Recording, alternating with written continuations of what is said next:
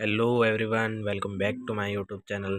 I am Digvijay Sisodia and today I am going to discuss about some of important MCQs related to nursing exams that are various asked in exams like NORCET, RRB and also university level exam. Like इस video के माध्यम से मैं आपको क्या करूँगा जितने भी एग्ज़ाम से आपके यूनिवर्सिटी से हो गए या नॉटसेट कंपटीशन एग्ज़ाम जो भी है आरआरबी वगैरह उनके अंदर भी क्वेश्चंस पूछे जा चुके हैं। ऐसे मैं क्वेश्चंस का डिस्कशन करूंगा एंड अपन क्या करेंगे इस वीडियो के माध्यम से एवरी क्वेश्चंस का डिस्कशन ऐसे करेंगे कि कंसेप्ट क्लियर हो जाए उसको उस क्वेश्चन से रिलेटेड मीन्स के उस क्वेश्चन से आने वाले या उस एमसीक्यू से आने वाले सारे आंसर आपको मालूम हो। इस तरीके से हम पढ़ेंगे यानी कि कंसेप्ट क्लियर वीडियो होने वाली है ये आज की आपकी। तो बच्चों शुरू करते हैं हम बिना किसी समय बर्बाद करते हुए टाइम वेस्ट के। तो फर्स्ट क्वेश्चन है हमारा कि the ratio of cardiac compression and artificial breathing is 330:2। मतलब कि यहाँ पे ये बोल रहा है कि कार्डियक कंप्रेशन जो सीपीआर के टाइम हम कंप्रेशन करते हैं कार्डियक कंप्रेशन उसका रेशियो क्या होता है। ये questions university level NORCET and RRB में मल्टीपल टाइम पूछा जा चुका है। तो इसका आंसर क्या है 30:2 मीन्स कि 30 बार हम क्या करेंगे पेशेंट के कंप्रेशन करेंगे। हम पेशेंट को क्या करेंगे कंप्रेस करेंगे 30 बार। चेस्ट के ऊपर हम कंप्रेशन करेंगे 30 बार एंड 2 बार हम क्या करेंगे 2 बार हम उसको ब्रीथिंग प्रोवाइड करेंगे। अब ब्रीथिंग आर्टिफिशियल भी दे सकते हैं हम या फिर मैनुअल भी दे सकते हैं। सीपीआर की फुल फॉर्म क्या होती है तो वो होती है कार्डियो पल्मोनरी रिसस्किटेशन। ये भी आपको याद रखना है कि सीपीआर की फुल फॉर्म क्या होती है कार्डियो पल्मोनरी रिसस्किटेशन। अब सीपीआर जब हम देते हैं तो कौन से एक तो ये याद रखना है कि सीपीआर का दूसरा नाम क्या है। एमसीक्यू के अंदर पूछ लिया गया है कि मतलब कि अपन जो पेशेंट को जब पेशेंट अपना अनकॉन्शियस है तब हम उसको क्या करेंगे उसके साथ तो हम क्या करेंगे सीपीआर करेंगे। अगर एमसीक्यू में सीपीआर नहीं दे रखा है और ऑप्शन दे रखा है बीएलएस तो हम क्या कर देंगे बीएलएस पे टिक मार देंगे क्योंकि बीएलएस को ही सीपीआर कहते हैं। बीएलएस की फुल फॉर्म क्या है बेसिक लाइफ सपोर्ट। ठीक है सीपीआर की full form cardio pulmonary resuscitation and BLS की फुल फॉर्म है basic life support. Basic life support. अब सीपीआर जो हम पेशेंट को देने वाले हैं वो किस मेथड से देंगे वो हम देंगे कैब मेथड से CAB कैब मेथड से।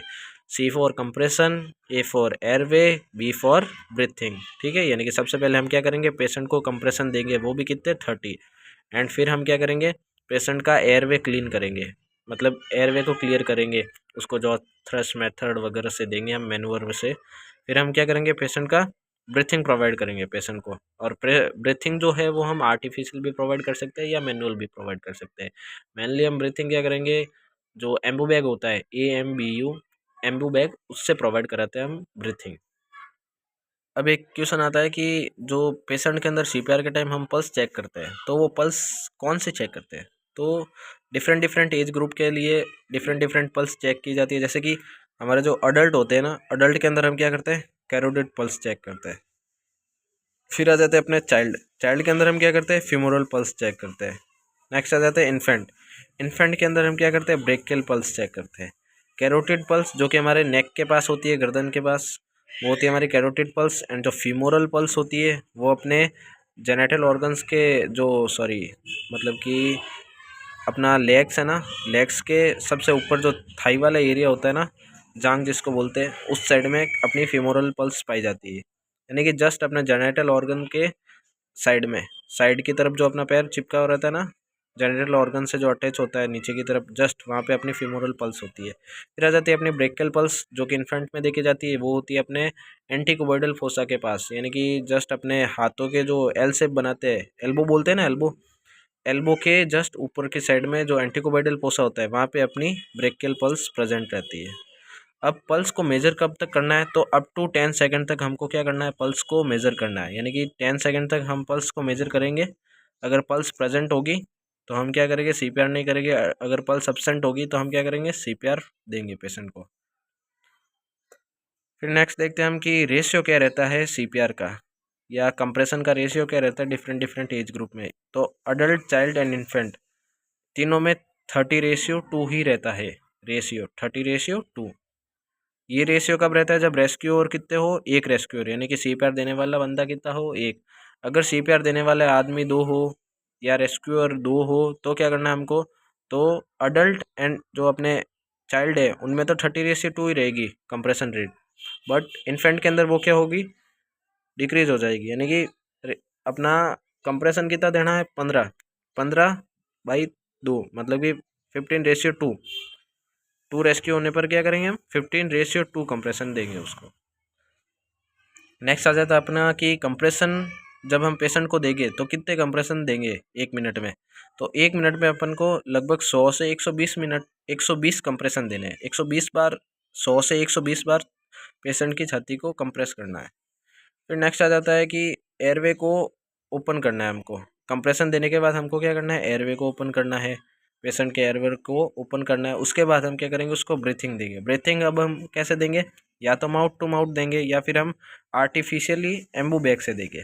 ठीक है, एम्बू बैग क्या होता है, एक बैग होता है जिससे हम ब्रीथिंग प्रोवाइड कराते हैं पेशेंट को CPR during CPR. Anbu bag की फुल फॉर्म क्या होती है, ए का मतलब आर्टिफिशियल, एम का मतलब मैनुअल, बी का मतलब ब्रीथिंग एंड यू का means unit, artificial manual breathing unit. तो कुछ इस प्रकार हमारा सीपीआर का पूरा कंसेप्ट क्लियर हो गया है। अब नेक्स्ट क्वेश्चन है हमारा कि कलर कोडिंग वाला। तो the colour used for tagging a dead body is, यानी डेड बॉडी को इंट्रोड्यूस करने के लिए कौन सी कलर टैगिंग यूज़ में ली जाती है। जब टैग लगाया जाता है डेड बॉडी के ऊपर तो कौन से कलर का टैग होता है वो, तो सीधी सी बात है ब्लैक या ब्लू कलर का होता है। ब्लू अब देखने को नहीं मिलता है तो मेनली आप देखिए ब्लैक कलर का ही होता है। ब्लैक कलर का टैग लगाया जाता है डेड बॉडी को रिकॉग्नाइज करने के लिए, कौन सा, ब्लैक कलर का। फिर आ जाता है कुछ डिफरेंट डिफरेंट टैग्स बता देता हूँ, जैसे कि अपने येलो कलर का टैग्स भी आता है। येलो कलर का टैग होता है अर्जेंट, या ऐसा पेशेंट जो कि अर्जेंसी में एडमिट हुआ है उसको हम 6 से 24 घंटे के अंदर उसको अटेंड करना है हमको, कैसे भी करके पेशेंट को, या उसका 6 से 24 घंटे के अंदर ट्रीटमेंट करना है हमको। तो ऐसे पेशेंट को रिकॉग्नाइज करने के लिए हम उसके ऊपर येलो कलर की टैगिंग डालते हैं। फिर नेक्स्ट आता है अपने रेड कलर की टैगिंग। रेड का मतलब खतरा, तो रेड से ही पता चल रहा है खतरा है, यानी कि इमरजेंसी कंडीशन है, हाई इमरजेंसी वाली कंडीशन है। तो ये क्या करता है, 6 घंटे से भी कम में उसको ट्रीटमेंट करना है उस पेशेंट का, या 6 घंटे से कम में उसको अटेंड करना है पेशेंट को।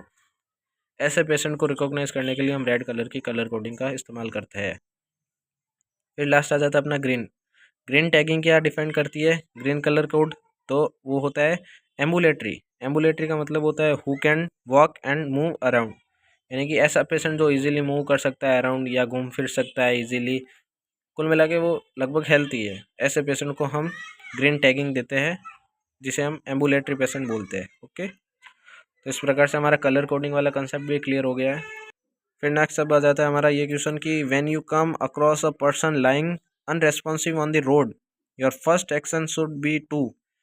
अब यहाँ पे ये कहना चाहता है, थ्योरेटिकल आ गया ये थोड़ा सा, कि when you come across a person lying, आप रास्ते से जा रहे हो, आपने देखा कि एक पर्सन है अनरेस्पॉन्सिव लाए है, अनरेस्पॉन्सिव बिना रेस्पॉन्सिव के, यानी कि गिरा पड़ा है, एक पेशेंट है या कोई भी आदमी है या औरत है जो कि रोड पे गिरी पड़ी है। ठीक है, तो अपनी फर्स्ट एक्शन क्या रहेंगी, या अपनी फर्स्ट रेस्पॉन्सिबिलिटी क्या रहेगी, तो हम क्या करेंगे, छोड़ के भाग जाएंगे, नहीं ऐसा नहीं करना है। हमको क्या करना है, उसको सबसे पहले सीन सेफ्टी करनी है। मीन्स के अनकॉन्शियस पेशेंट है हम, तो हम क्या करेंगे, डायरेक्ट सीपीआर देने तो शायद ही चले जाएंगे। अगर सीपीआर देंगे तो पीछे से अपन को गाड़ी ठोक के चली जाएंगी, इसलिए अपन को सबसे पहले क्या करना है, सीन सेफ्टी करनी है। मीन्स के सीन सेफ्टी का मतलब है कि make the person to lie on one side, उसको साइड में ले जाके फिर हम सीपीआर वगैरह देंगे, आगे की प्रक्रिया करेंगे, पहले उसको सेफ जगह पे ले जाएंगे। ठीक है, तो ये हमारी फर्स्ट प्रायोरिटी क्या रहेगी, सीन सेफ्टी की। फिर सेकंड प्रायोरिटी पूछ ले तो वो क्या रहेगी हमारी, call N ambulance and start CPR, यानी कि हमको कॉल करना है एम्बुलेंस को, फिर हमको सीपीआर स्टार्ट कर देना है। अब एक इसमें एक नोट पॉइंट है कि if MCQ says side line, जैसे कि उसमें क्या लिख रखा था एमसीक्यू के अंदर के पेशेंट साइड लाए है, नॉट लाइन, मतलब कि लाइन का मतलब अलग हो जाता है, लाई का मतलब अलग हो जाता है। LIE, लाई का मतलब पड़ा है या गिरा हुआ है, एंड लाइन का मतलब प्रॉपर एक लाइन हो गया। तो एमसीक्यू के अंदर अगर साइड लाइन लिख रखा है तो हमको क्या करना पड़ रहा है, सबसे पहले हमको सीपीआर करना है। Then CPR becomes first priority. अगर साइड लाइन लिखा है तो हमारी फर्स्ट प्रायोरिटी क्या रहेंगी, हम सीपीआर देंगे उसको, क्योंकि वो पेशेंट ऑलरेडी सीन सेफ्टी पे है, यानी सेफली ऐसी जगह पे है जहाँ पे हम सीपीआर दे सकते हैं उसको इजीली। तो हमारी यहाँ पे साइड लाइन में हमारी फर्स्ट प्रायोरिटी सीपीआर बन जाएगी। फिर नेक्स्ट क्वेश्चन हमारा है एनयूरेसिस मीन्स। एनयूरेसिस नाम से पता चल रहा है यूरिया आ रहा है अंदर, यूरिन आ रहा है यहाँ पे, यूरेसिस मतलब यूरिन यानी कि यूरिन से रिलेटेड है। तो एन का मतलब absent, loss of the control of urine यानी कि यूरिन को कंट्रोल नहीं कर पा रहे हम, एब्सेंट हो गया वहाँ पे यूरिन कंट्रोल, तो loss of the control of urine.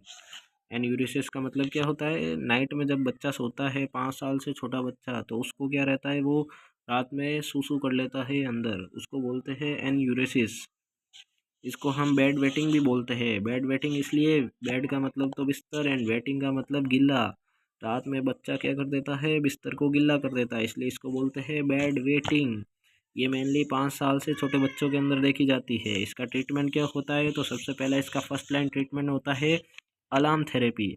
Alarm therapy कुछ इस प्रकार होती है कि हमको उसको कॉल किया जाता है, मीन्स के क्लॉक, एक घड़ी होती है जो कि बार बार अलार्म प्ले करती है, जिससे कि जैसे कि 11 बजे लगा दिया, 10 बजे लगा दिया, 1 बजे वापस अलार्म, ऐसे कंटिन्यू 1 1 घंटे या आधे आधे घंटे का अलार्म लगा दिया हमने, जिससे कि हम बच्चे को बार बार जगह जगह के वॉइडिंग करवाते रहेंगे, टॉयलेट करवाते रहेंगे, सूसू करवाते रहेंगे, जिससे कि वो रात को अंदर नहीं टॉयलेट करेगा। तो ये था हमारा क्या, फर्स्ट लाइन ट्रीटमेंट। अब सेकंड लाइन ट्रीटमेंट क्या है, तो वो है हमारा फार्मेकोलॉजिकल थेरेपी। फार्मेकोलॉजिकल थेरेपी कुछ इस प्रकार है कि हमारी ड्रग ऑफ चॉइस क्या रहेगी फार्मेकोलॉजिकल थ्योरी के अंदर, तो सबसे पहली ड्रग ऑफ चॉइस रहेगी हमारी डेस्मोप्रेसिन। डेस्मोप्रेसिन जो है हमारी, वो सबसे पहली ड्रग ऑफ चॉइस रहेगी किसके अंदर, एनयूरेसिस के अंदर। एनयूरेसिस के ट्रीटमेंट के अंदर हमारी डेस्मोप्रेसिन ड्रग ऑफ चॉइस रहेगी। फिर सेकंड ड्रग ऑफ चॉइस रहेगी हमारी इमिपिरामाइन। इमिपिरामाइन हमारी सेकंड ड्रग ऑफ चॉइस रहेगी। ये दोनों क्या है, डेस्मोप्रेसिन एंड इमिपिरामाइन क्या है, एंटी डिप्रेसेंट ग्रुप की ड्रग है जो कि टीसीए के अंदर आती है। ये क्या है, एंटी डिप्रेसेंट की ग्रुप की ड्रग्स है। फिर नेक्स्ट हमारा एक पॉइंट है कि loss of control of stool. पहले तो हमने देखा एनयूरेसिस जो कि क्या था, loss of control in urine. अब है loss of control in stool, तब उसको क्या बोलेंगे, एनकॉर्प्रोसिस। एनकॉर्प्रोसिस। फिर नेक्स्ट हमारा क्वेश्चन आ जाता है, a muscular pouch like sac that lies slightly to the left of abdomen to store food temporarily is known as। यहाँ पे ये कहना चाहता है कि एक पाउच है, पाउच लाइक स्ट्रक्चर है जो कि साइड में लाई कर रही है, कहाँ पे, एब्डोमेन के अंदर, लेफ्ट साइड में है, जो कि क्या, फूड का स्टोर कर रही है टेम्परली, उसको क्या बोलेंगे, तो उसको स्टोमक बोलेंगे हम, ठीक है, उसको हम क्या बोलेंगे, स्टोमक बोलेंगे। और स्टोमक, एक बात याद रखनी है, स्टोमक जो है वो हमारा कितना, लगभग 1500 ml अप्रोक्सीमेटली स्टोर को क्या करती है, फूड को स्टोर करती है, यानी कि 1500 ml तक का फूड अपना स्टोर रहता है कहाँ, स्टोमक के अंदर। यही संख्या शादी शादी या कोई नियात बर्तन है वहाँ पे हम जाते हैं तब इंक्रीज हो जाती है, तब हमारा लेवल 3 4 किलो का हो जाता है, यानी 3 4 किलो तक हम एडजस्ट कर लेते हैं स्टोमक के अंदर। मजाक कर रहा था दोस्तों, मेनली अप्रोक्सली आपको यही याद रखना है कि 1500 ml अप्रोक्स स्टोर करती है फूड को स्टोमक अपने अंदर। फिर नेक्स्ट है कि एमसीक्यू, यूरिनरी ब्लैडर, वो क्या करता है, अपने यूरिन को स्टोर करता है। फिर हमारा गॉल ब्लैडर जो कि राइट साइड में लाया करता है अपने, गॉल ब्लैडर के साथ और क्या राइट साइड में लाया करता है अपने, तो एब्डोमिनल के राइट साइड में एक तो गॉल ब्लैडर होता है एंड एक लीवर होता है। फिर लंग्स, लंग्स क्या होता है, लंग्स अपने थोरेसिक कैविटी में होता है जो कि क्या करता है, O2 और CO2 का एक्सचेंज का काम करता है।